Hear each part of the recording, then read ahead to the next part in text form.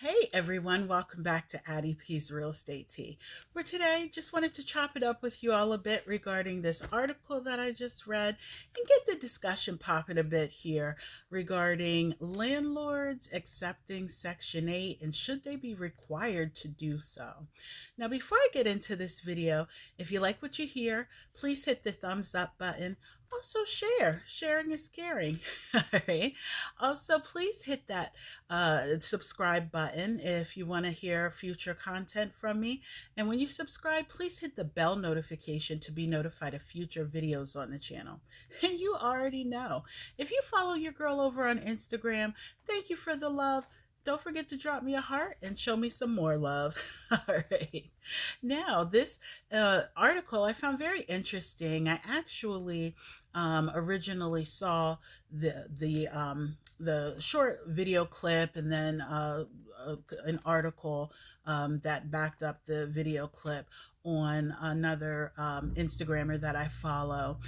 So shout out to Real Estate Dialogue. And I actually commented on the video as well too. And this whole Section 8 and should landlords accept it has come out of Kansas City, Missouri. There's an ordinance that seems to be gaining a little steam here. It has not been approved yet. And I believe, according to the article, it's coming up either on the 7th or the 14th of this month here in December. And they're going to decide whether they're going to go forth with it or not. But this tenant-led group, they represent tenants' rights and so forth there in Kansas City, has brought this about because what they're saying is that the increasing amount of landlords there in Kansas City are not accepting Section 8.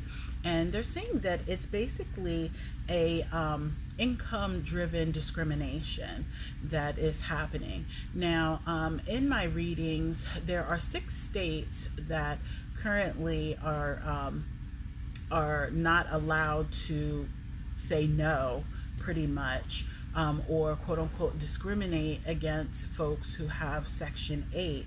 And in my readings and looking at other people's comments, I saw, and what I thought was interesting is really, you know, I can see both sides of the coin here. And when I say that, I can definitely agree and see with the landlord side of it, with the whole income-based, income-driven aspect of it. Now, with some Section 8 programs, there is a rental amount that is given in the voucher, so on and so on. And the rent is basically determined by the area. So say for instance, here in the Lehigh Valley, if a 3-bedroom home in one of the cities here locally, like Allentown, is say $1,600 a month, that's pretty much where you have to be. Now, if you are say in a market like we are now, where rents are at an all-time high along with other housing prices like regular residential resale, then you're pretty much stifling how much potential rent you can get. All right, now on the flip side of that coin, also on the landlord side of things, I did a video a while ago saying that I thought Section 8 is a very beneficial program for landlords. I think that it is what it says it is. It's guaranteed money. All right.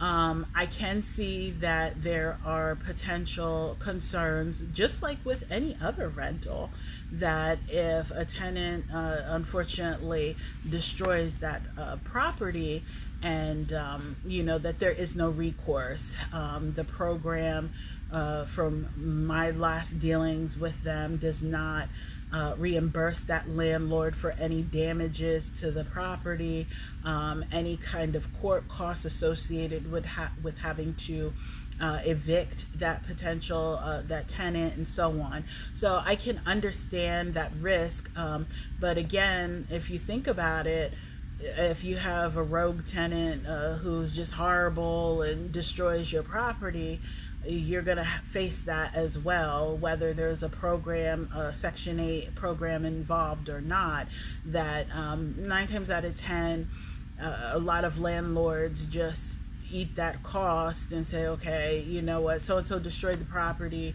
I'll take them to the magistrate. It's something that's on their record. If you are just that hard pressed, yeah, you may go and take further steps as far as garnishment of wages. But honestly, in all my years in real estate, I have yet to have a landlord client do that. So needless to say, back to this article with this ordinance, they're saying that it has the potential with these landlords saying no to Section 8 to kind of be like almost redlining. Now, for me, again, looking at this, I can see both sides of the coin. I can kind of see where that could be a thought. However, if you look at the fact, just like, a couple videos ago, I said renting in being a landlord and so forth, it's not personal, it's just business, and that's what this is.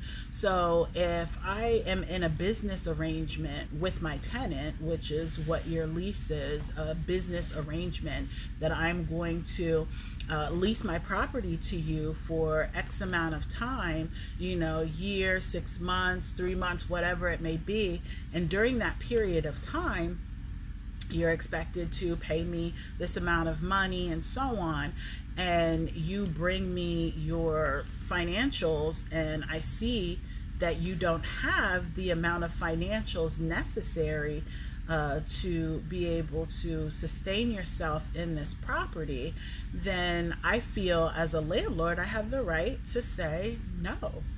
And this is kind of, and I don't want to go too far off left field, but I feel that, with certain things that are going on a socio-economic level, that we are going too far into not letting people be who they want to be, as far as landlords being who they want to be.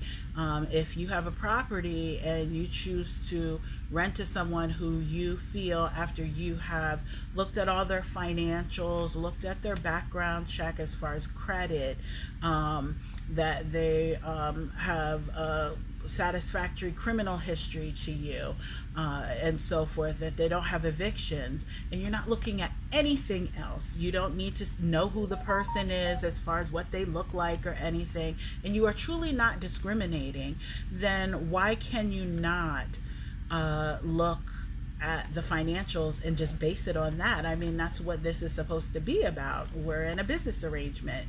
You're coming to me for a product or service. I'm providing that product or service, my property, allotted time in that property. Now, on the other flip side of the coin, I can see where this potentially skirts some discrimination, in the sense that, again, if you have a program that's paying and your rents are in line with what the program would pay, then what else could the problem be? And long has it been that Section 8 has really been stigmatized, in the sense that it bears this burden of, it's low income, and low income folks are, tearing up people's places and so forth. And that's the farthest thing from the truth. In fact, if you have, first of all, it's not just single moms, it's not just single black mothers or single Latino mothers or single white mothers. It's a everybody program. It is income based. All right, so let's just get that straight. It's income based. And I've had some people say, oh, well, it brings down your property value. How so?